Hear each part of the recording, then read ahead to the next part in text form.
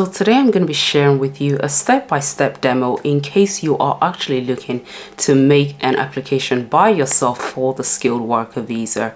So for those of you who might not want to pay a lawyer or pay someone to help you actually complete the application on your behalf, then this is a good video and you definitely want to make sure you watch the video because I'll be showing you the practical step-by-step process that you need to take to make this application. First of all, before we go any further, do make sure that you have met the relevant requirements for the skilled worker visa and that you also have your relevant certificate of sponsorship license from your relevant sponsor. Okay, second thing you need to make sure that you have is that you have qualified for the 70 points needed to apply for the skilled worker visa. If you don't know what those 70 points are or how you need to meet them, make sure you watch this video linked up here where I share detailed information on how you can get the 70 points required for the skilled worker visa. Let's go over to my laptop then. Okay guys, so the first thing you're going to want to do is to basically go onto Google and type in skilled worker visa UK, okay, like I've done over here. And then what you want to do is you want to scroll down until you get to the skilled worker visa overview that's being shown here by gov.uk. This tutorial is really going to be for those applying from outside of the UK, okay, because that's the majority of my audience. So what you want to do is you want to basically click what I've clicked, which is to apply from outside of the UK. So before you go on to make your application, you want to make sure that you've thoroughly read this page, okay, and read all you need in terms of the documentations you need to apply, how much it costs, your knowledge of English, etc., and also all the supporting documents that you will need. Okay, so like I mentioned before, this tutorial I'm going to be doing is going to be primarily showing those who are looking to apply for this from outside the UK.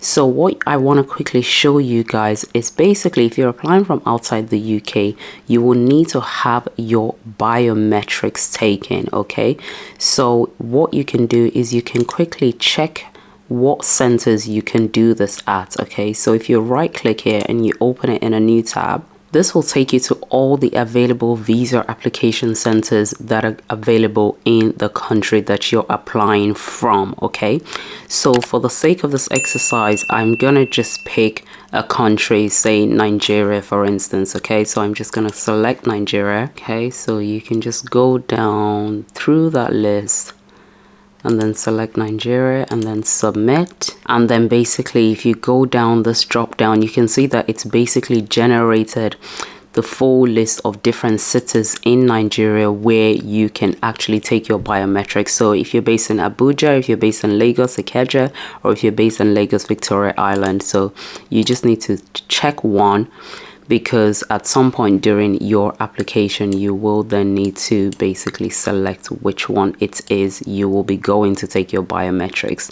Okay, so I just thought I'd quickly show you guys that part of the application and how you get to do that. So let's go back then to the main application itself. So I'm back on the main page that I was showing you guys earlier on, and what you're going to want to do is to just go where it says apply for a skilled worker visa, and you just click start now. Now the first thing it's going to ask you is where are you planning to live? Okay, so for the vast majority of you, it's probably going to be England, Scotland, Wales, or Northern Ireland. Okay, so if it's different, then pick whatever applies to you. Now it will ask you, do you have a current EU, EEA, or Swiss passport? If you do, click yes, or in this case I'm just gonna assume that it's a no. Now the next question it will ask you is to select the country to provide your biometrics. Okay, this is the country you are based in. Okay, so like I mentioned earlier on, the country I'm gonna go with is Nigeria. You can also from this page right click here where it says find a visa application center. You can actually right click on this link and it will take you to that page that I showed you where you can find all the visa application centers where you can take your biometrics, okay, in the country that you specified. So here it will then ask you whether you've identified the location. What you then need to do is that you must then select a location where you'll be able to take your biometrics. So if you're happy with the selection that you've made here, simply click I have identified the location where I will provide my biometrics. Or you can also click you want to choose a different location. So we'll just go next. Now you want to make sure that you've thoroughly read this page, okay, in terms of what requirements you will need before you actually start the application, and that you've also read the guidance. You can right click here to read the full guidance on the eligibility, how to apply, the required documents, the fees, and also the requirements for some professions in order to have an overseas criminal record check.